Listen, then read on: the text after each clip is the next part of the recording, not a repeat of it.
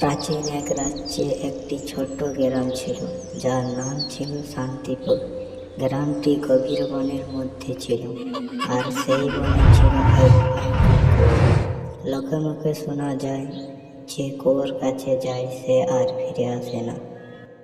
রাজা বিক্রমাদিত্য সেই এলাকার শাসক ছিলেন। গ্রামবাসীরা রাজার কাছে গিয়ে বারবার কুয়োর ভয়ঙ্কর রহস্যের কথা বলতো, কিন্তু কেউ সাহস করে কিছু করতে পারত না। মহারাজ, আমাদেরকে রক্ষা করুন। গ্রামবাসীরা যেই ওই কুয়োর কাছে যাচ্ছে সেই অদৃশ্য হয়ে যাচ্ছে। আপনি কিছু একটা করুন মহারাজ। এটা কিভাবে সম্ভব যে যাচ্ছে সেই অদৃশ্য হয়ে যাচ্ছে? এটা কি কোনো জঙ্গলের পশুর কাজ? না না মহারাজ, এটি কোনো পশুর কাজ নয়। জঙ্গলের ভেতরে একটি ভয়ঙ্কর অভিশপ্ত কুয়োর কাজ। হঠাৎ গ্রামে এক সাধু বাবা এলেন। তার নাম ছিল যোগীনাথ।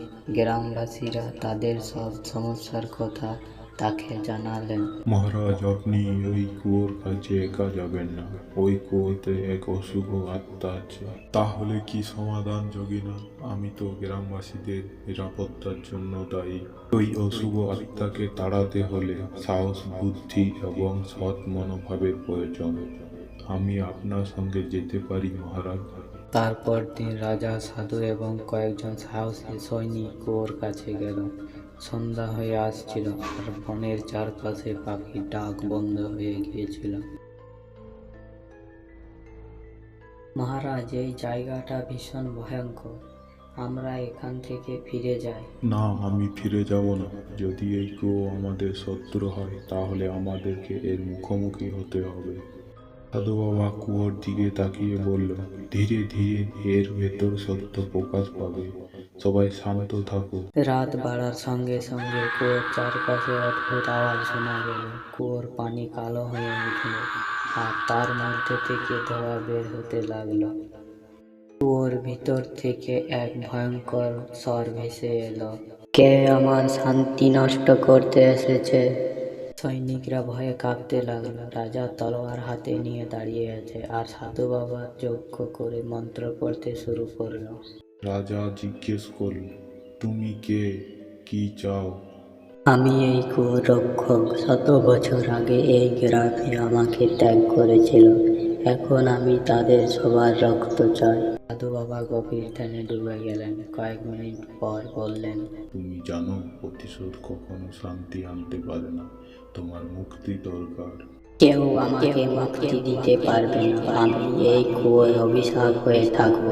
সাধু বাবা কুয়োর চারপাশে একটি ত্রিভুজ আকৃতি বানালো এবং মন্ত্র পড়তে শুরু করলো। তখনই আত্মা আর্তনাদ করে বলতে শুরু করলো, থামো থামো, আমি আমার অতীত দেখতে পাচ্ছি। আত্মা জানালো সে একসময় গ্রামের প্রধান ছিল। গ্রামবাসীরা তাকে ভুল বুঝে এবং কুয়োর মধ্যে ফেলে হত্যা করে। তার আত্মা প্রতিশোধের আগুনে জ্বলছে।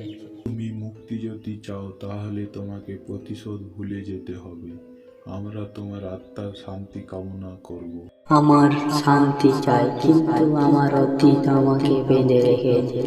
আপনি দয়া করে আমাকে মুক্তি দেবার ব্যবস্থা করুন মহারাজ।